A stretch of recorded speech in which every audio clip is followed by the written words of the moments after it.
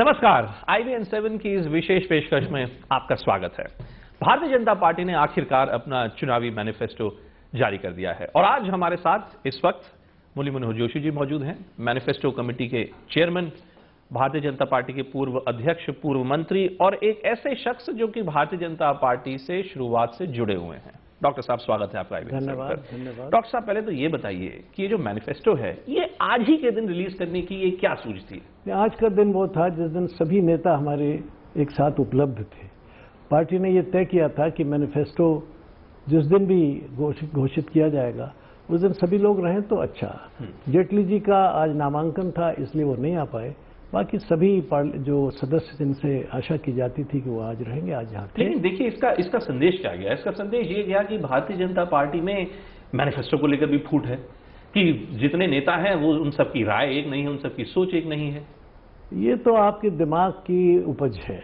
दिमाग की उपज है? हाँ बिल्कुल, मैनिफेस्टो सब ने मिलकर बनाया, सब ने मिलकर देखा, सबके सुझाव उसमें हैं, सब ने मिलकर आज उसे घोषित किया, तो फूट कहाँ है? नहीं, लेकिन ये फूट है तो मीडिया के दिमाग में। मीडिया के दिमाग में है। मीडिया के दिमाग में चलिए आप फूट डालते हैं, कोई बात नहीं, लेकिन ये बताइए कि क्या ये सच नहीं है सर कि आपने, सुनता हूं, एक ड्राफ्ट मैनिफेस्टो आपने पहले बनाया, वो ड्राफ्ट मैनिफेस्टो फिर पार्टी के आला नेताओं के बीच घुमाया गया।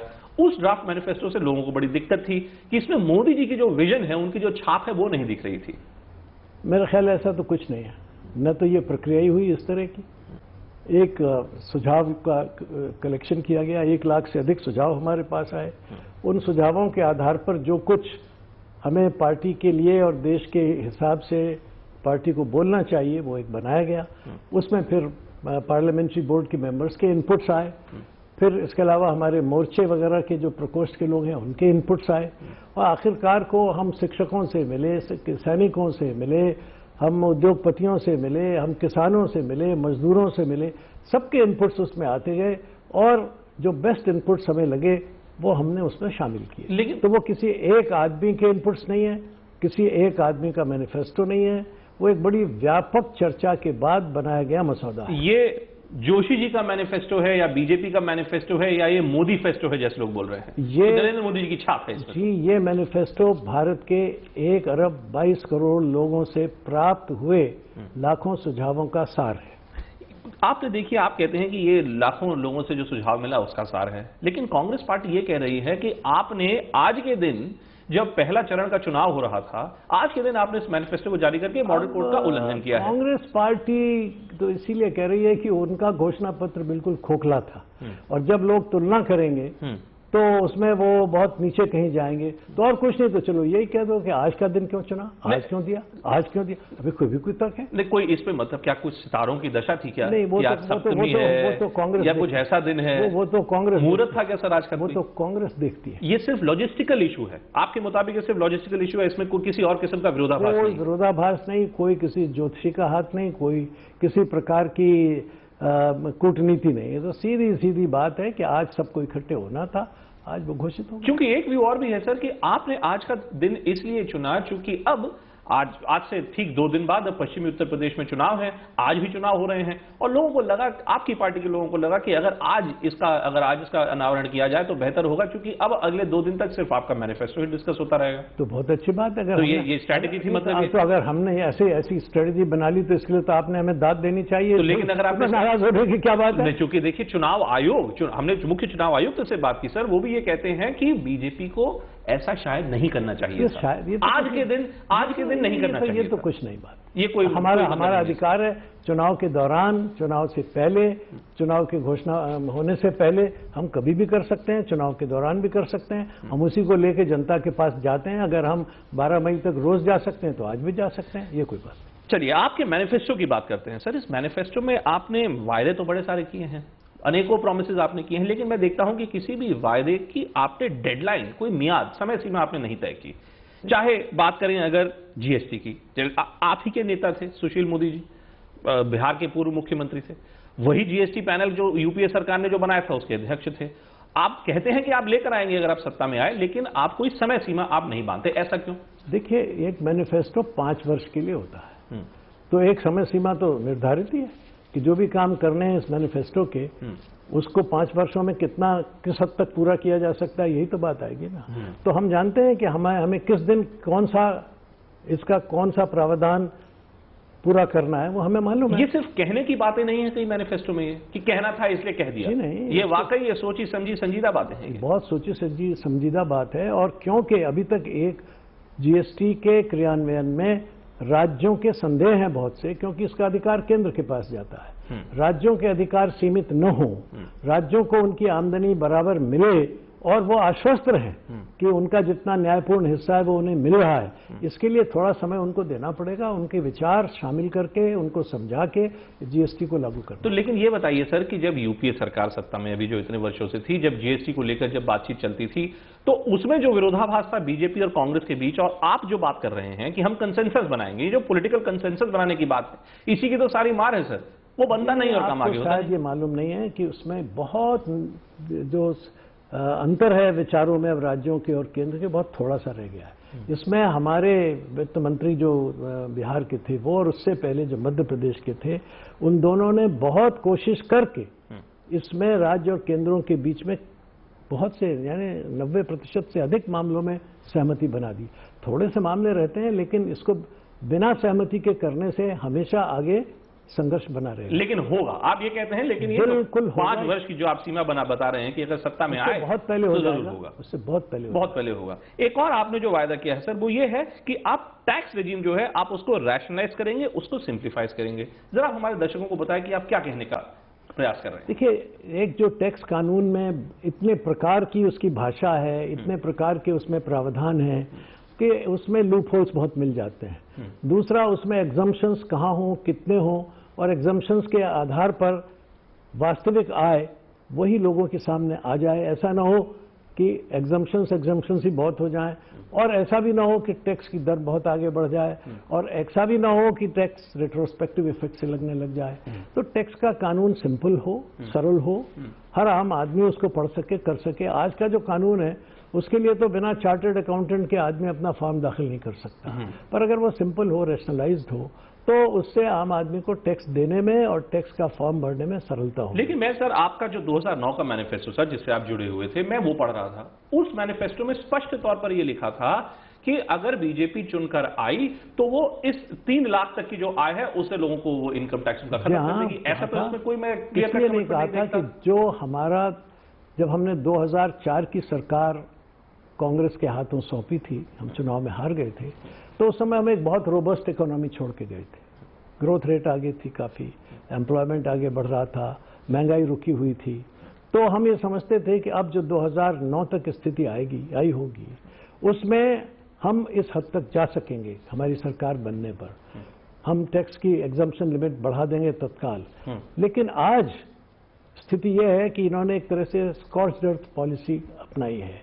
हम तो आएंगे नहीं, कांग्रेस ने सोचा, इसलिए अगर बीजेपी आ रही है तो इकोनॉमी को ध्वस्त कर दो। तो इसलिए आज हम वो समय सीमा उतनी, जिसको कहिए एक्यूरेसी के साथ नहीं कर सकते, लेकिन इस 5 साल के अंदर हम पूरी एक कोशिश करेंगे कि एग्जम्पशन लिमिट भी बढ़े, सेविंग्स भी बढ़े, कानून भी सिंप्लीफाई हो, लोग टैक्स देने में खुशी अनुभव करें, सेविंग्स के लिए उनके पास। क्या आपको लगता है वाकई, डॉक्टर साहब, आपको वाकई ऐसा लगता है कि इस देश में कभी ऐसी स्थिति आएगी अगर कि लोग टैक्स देने में लोगों को खुशी होगी? जी हाँ, वो होता है तब। ऐसा बीजेपी के पास कौन सी जादू की छड़ी है? आप देखिएगा, जरा मौका आने तो दीजिए। अच्छा। तब आप देखेंगे कि हमारे पास छड़ी नहीं है, हमारे पास करिश्मे है। करिश्मा है आपके पास। बात कुछ यूं है कि आप जिस शब्द का प्रयोग कर रहे हैं सर, करिश्मा, यही लोग कह रहे हैं कि दरअसल ये पूरा मैनिफेस्टो है, ये तो मोदी जी का करिश्मा है।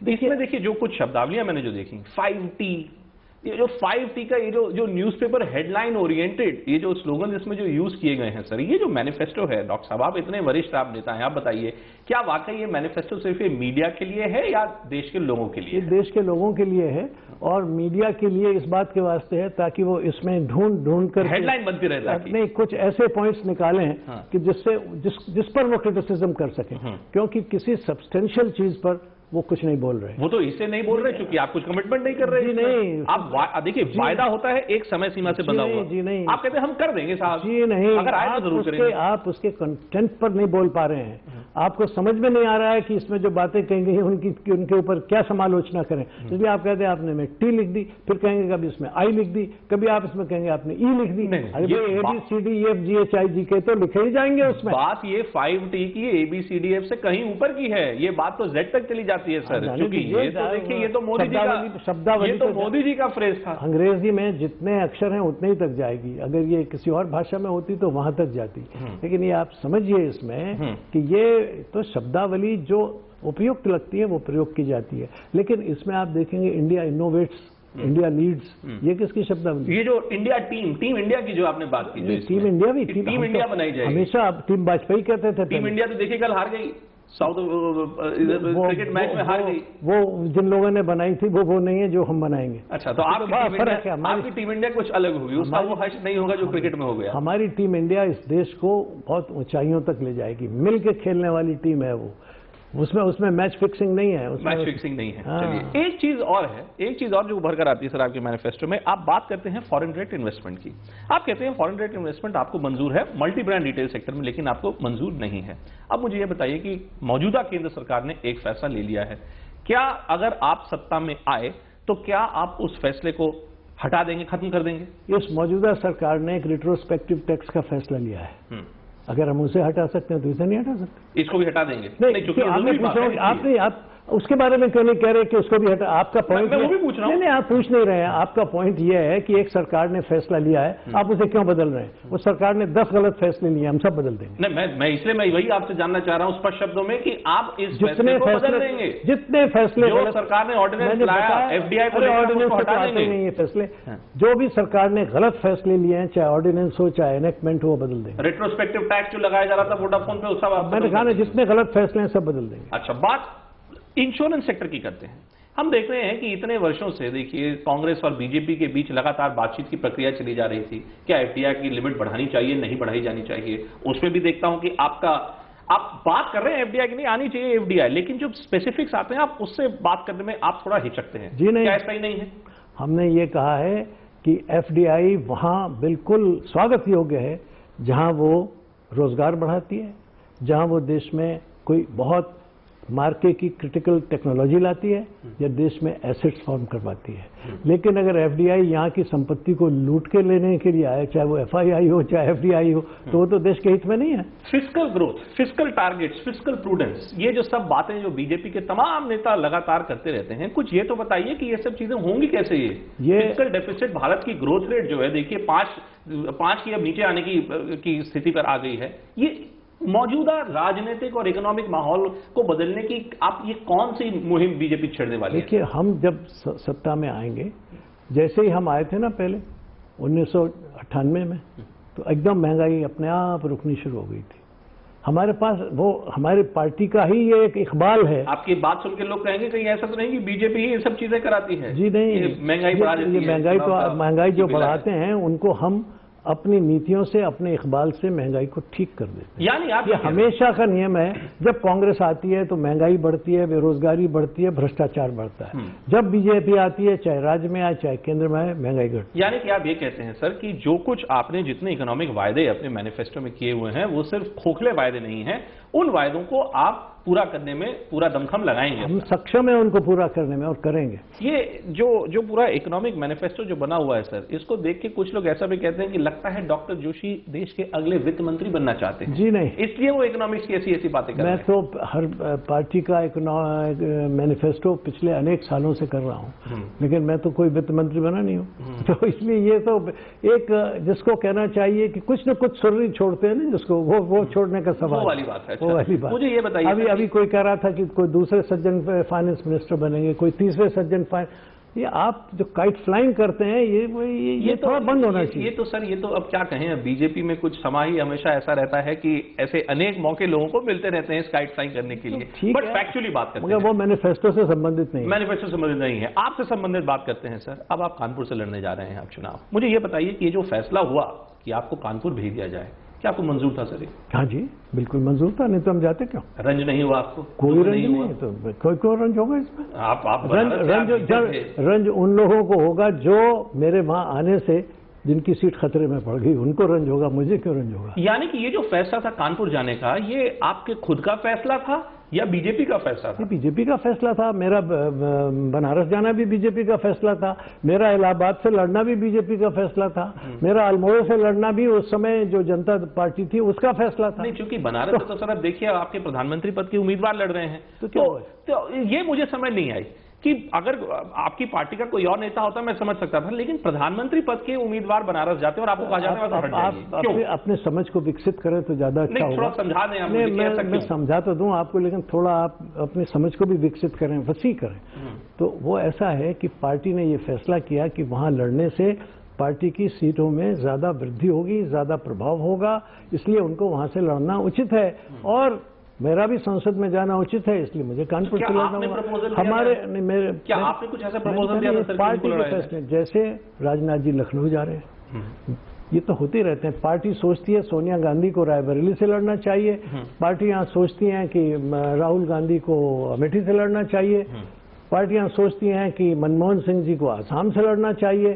तो ये पार्टी का फैसला था और डॉक्टर जोशी को इससे कतई कोई दुख नहीं है। कोई दुख नहीं है, हमें पार्टी के हर फैसले में सुख और गर्व का अनुभव होता है। तो अंत में मुझे ये बताइए डॉक्टर जोशी कि आप पार्टी के पूर्व अध्यक्ष रह चुके हैं, इतने वरिष्ठ नेता है पार्टी के, क्या ये कहना सही नहीं है कि भारतीय जनता पार्टी अब एक व्यक्ति के इर्द गिर्द घूमती पार्टी दिखती है, नरेंद्र मोदी के इर्द गिर्द पार्टी दिखती है? देखिए, ये बहुत ही एक संकीर्ण मनोवृत्ति वाले सवाल हैं।